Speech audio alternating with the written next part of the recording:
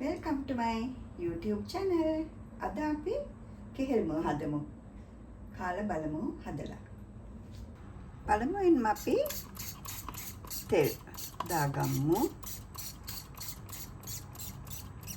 කෙහෙල්ම එකට අවශ්‍ය ද්‍රව්‍ය ටික බලමු. කරපිංච රම්පේ, සුදු ලුණු, අමමිරිස්, මේ බේලුණු, තක්කාලි, ලුණු, කහ, ගම්මිරිස්, කෑලි මිරිස් ස්වල්පයක්, උඹලකඩ. මේ තියෙන්නේ කෙහෙල්මුව. අපිට පුළුවන් මේක කහ වතුරට දාලා මේක කහට ටික යවලා මිරිකලා මේක මෙහෙම මිරිකලා තියාගන්න. ඉස්සෙල්ලාම අපි සුදු ලුණු ටික බැදුනහම අපි එකට දාමු අර පින්චාන් අම්පි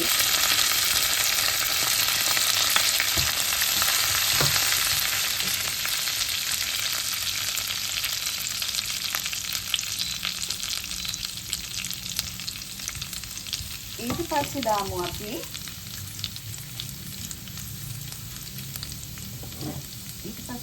අපි ලුණු ටික.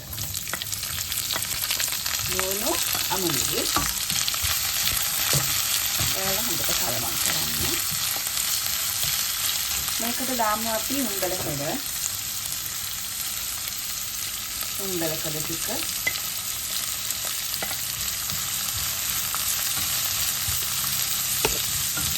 ටිකක් බැදුනහම රසයි. ඊට පස්සේ කෑලි මිරිස්, ගම්මිරිස්, කහ අවශ්‍ය පමණ දාගන්න. ලුණු හොඳට කලවම් කරගන්න. තක්කාලි ටිකක් දාමු.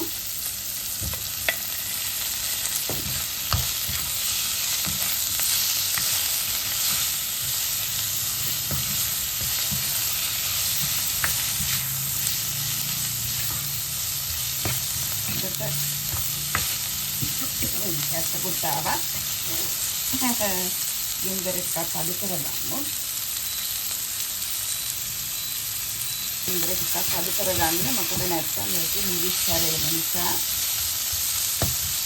ඔයගලන් කැමති නම් මේකට පුළුවන් සෝයා සෝස් ටිකක් එහෙම දාගන්න. එතකොට රස වැඩි වෙනවා. අපි දැන් දාමු මේකට කෙහෙල්මුව.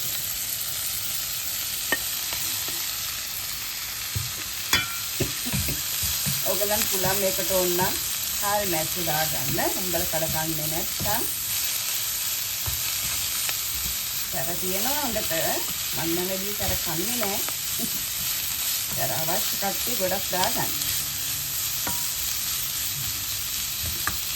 හරි දැන් මේක අපි ටිකක් සැන්දෙනකම් තියමු.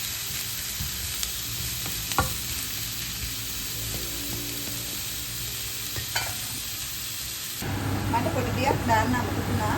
ඔයගලන් ළඟ තියෙනවා නම් ඉඟුරු මේකට සුදු ලුණු දානකොට ඉඟුරු ටිකක් දාගන්න. ඉඟුරු නෑ මම ළඟ. ඉඟුරු එතකොට කුරුඳු ටිකක්. දැන් මම මේකට සෝයා සෝස් ටිකක් දානවා. ඒකට අමුතු රසක් වෙන නිසා සෝයා සෝස් ටිකක් දැම්මම රසයි. දැන් මේක හැදිලා ඉවරයි. ඔයගොල්ලෝ මේක කාලා බලලා හදලා මට රස කියන්නකෝ. තව වීඩියෝ එකකින් අපි යදිත් හමු වෙනවා. සුබ දවසක්.